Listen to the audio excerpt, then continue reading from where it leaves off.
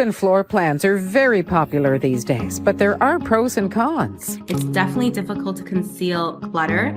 Everything is really out in the open, so you're gonna have to make sure that everything is neat and tidy all the time.